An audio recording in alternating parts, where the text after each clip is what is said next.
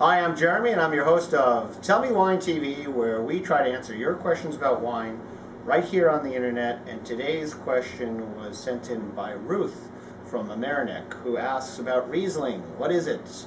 Why is it so sweet? And what can you tell me about it? So, yeah, Riesling is a wonderful grape which has gone in and out of popularity here in the United States. More recently, I think it's had within the last decade, it's had a bit of a resurgence with the popularity and the kind of the marketing and PR support behind the 2001 vintage from Germany, which was heralded as one of the greatest vintages of Riesling since, I believe, 1973, which was, I've never had those wines. But it definitely reappeared on people's wine radar, Riesling. And Riesling is a fantastic grape. It's considered one of the more important white wine varietals alongside of Chardonnay, Sauvignon Blanc, Chenin Blanc, for example, Viognier, Lesso. You know, you get into other countries, Albarino. But Riesling is an important grape, and it's fairly widespread in terms of where it's grown and where the wines are produced. Most definitely best known in Germany, probably second best known in Alsace in France, and then spread out all over the world. You find Rieslings in northern Germany, northern Italy, Austria. I've never seen any Spanish ones, but I'm sure there are. You see them in the United States, in the Finger Lakes. You also see them in California to a certain degree. You see them very, very well managed in Australia, New Zealand, Tasmania. So here's a grape that's made its way around the world pretty well. Best known in Germany, Alsace, and then everywhere else. And I'm just going to talk a little bit about the differences between the wines that come from these different regions. From Germany, the Rieslings tend to have a certain, I think, minerality and brightness that typifies the wines. And of course, there are many regions within Germany, so I'm just giving you some general rules. They tend to have a certain,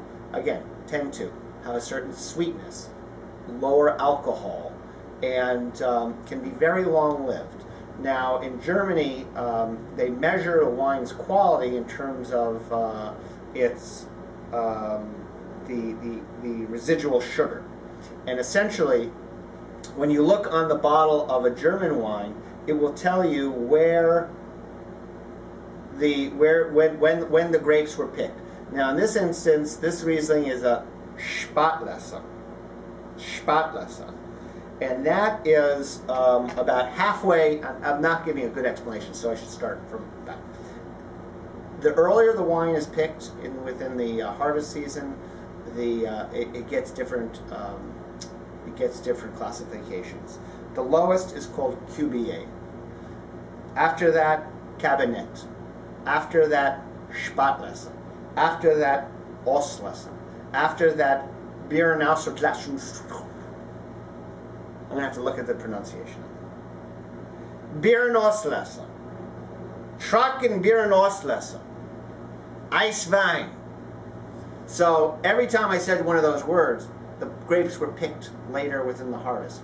And the grapes become more and more concentrated and more rare. So the Trocken Beerenauslese is a pretty significant, rich, sweet bottling of the Riesling. Whereas the Cabernet is a more simpler, but by all means, very expressive, earlier picking, much more of it available versus the Trocken Beerenauslese. From Alsace, the wines tend to be a little more full and rich, a little less acidity, a little bit more voluptuous. they still they don't use the same terminology in Alsace, so we can't do that thing for you. But stylistically, very different and not too far apart from each other as the crow flies. Again, German wines, I think, tend to have a little bit more acidity. They're lighter in alcohol, and they tend to be a little bit brighter, whereas the Alsatian wines tend to be rounder, softer. The fruit tends to be more ripe, you know, like a ripe peach or plum or lychee, something like that, whereas Germany is going to be more like pineapple and orange and mandarin and a little spicier and zingier. And then you have Rieslings from other parts of the world. And this one is from the Atwater Estate in the Finger Lakes. And to be, you know, simplifying it, they kind of, Rieslings from other parts of the world tend to split the difference, I think, between the acidity and brightness and the voluptuousness and softness of the Alsatian varietal. So we're just going to quickly run through Trockenbeeren Auslese.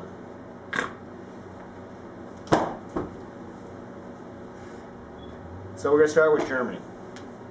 And again, this is not an apples to apples exercise because they're different vintages and they're different levels of residual sugar. So this is from the Hawk producer, 2007 Spatlese. So that's right in the middle. Again, these grapes have been picked later in the harvest. It is pale, white, straw-like. Not even yellow or golden, and this has got a little bit of age on it, but it's very, it's like straw. It's practically white as I'm looking at it through this glass, and just a light yellow diamond, like a yellow diamond, not a significant one. Right. So bright white pepper. There's that tropical fruit. When I say tropical, I'm meaning citrus, dried pineapple,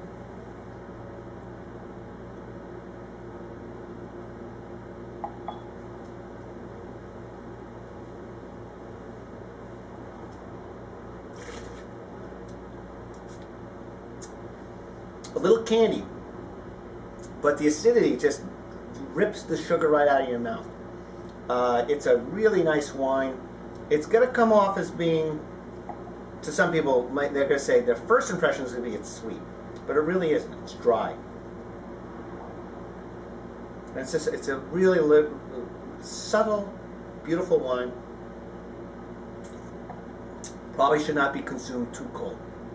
So we talked about the acidity and the brightness. Everything was there, even though it's a later harvest wine, but a food wine and delicious. Now we're going to Alsace. This is from Domaine de L'Oréal, from Gerard Weizorn. It's a Grand Cru from the Sonnenberg vineyards.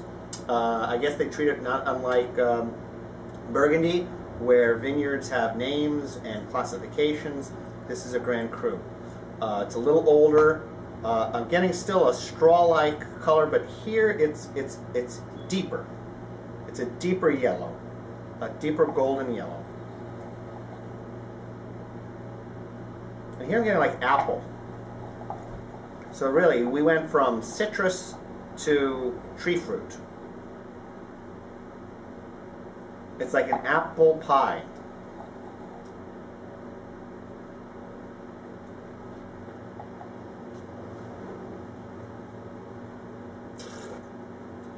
Not at all the same level of acidity, but fairly bright, which I'm a little surprised about, but a delicious wine, showing more volume on the palate.